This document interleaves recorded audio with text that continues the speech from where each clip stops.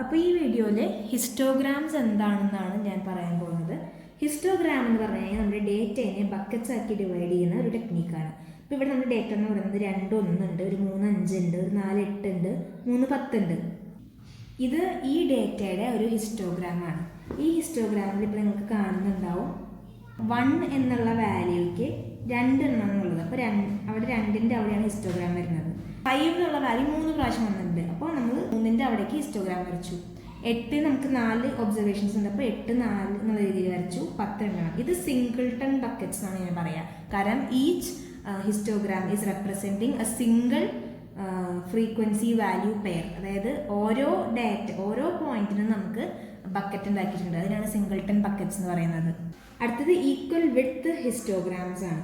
Equal width ഹിസ്റ്റോഗ്രാംസ് എന്ന് പറഞ്ഞു കഴിഞ്ഞാൽ ഇവിടെ കൊടുത്തിരിക്കുന്ന വിഡ്ത്ത് അല്ലെങ്കിൽ ഇൻ്റർവെലിൻ്റെ റേഞ്ച് സെയിം ആയിരിക്കും, ഈക്വൽ ആയിരിക്കും. ഇപ്പോൾ ഇവിടെ 1 to 5 എന്ന് പറയുന്നത് ഒരു ബക്കറ്റും 6 to 10 എന്ന് പറയുന്നത് വേറെ ബക്കറ്റുമാണ്. ഡേറ്റയാണെങ്കിൽ 1 to 5 എന്ന് പറയുന്നത് 5 എണ്ണം ഉണ്ട്. അപ്പോൾ അതുകൊണ്ടാണ് നമ്മളിവിടെ 5ലേക്ക് വരച്ചിരിക്കുന്നത്.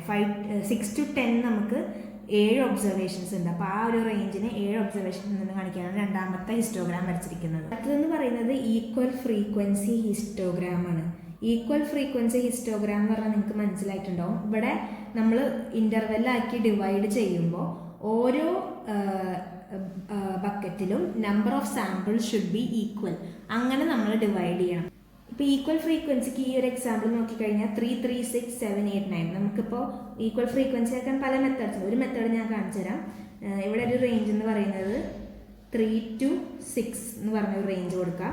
അടുത്ത റേഞ്ച് എന്ന് പറയുന്നത് 7 to 9. അപ്പോൾ ഇതിലുള്ള സാമ്പിൾസ് എന്ന് പറയുന്നത് എത്രയായിരിക്കും? 3 എണ്ണമായിരിക്കും. 3 to 6 1 2 3, 7 to 9 3 എണ്ണം. അപ്പോൾ ഇവിടെ രണ്ടിൻ്റെയും ഫ്രീക്വൻസി ഈക്വൽ ആണ്. അതാണ് ഒരു എക്സാമ്പിൾ. അപ്പോൾ ഇതൊക്കെയാണ് ഹിസ്റ്റോഗ്രാമിനെ പറ്റി ബേസിക് ആയിട്ട് പറയാനുള്ള കാര്യങ്ങൾ.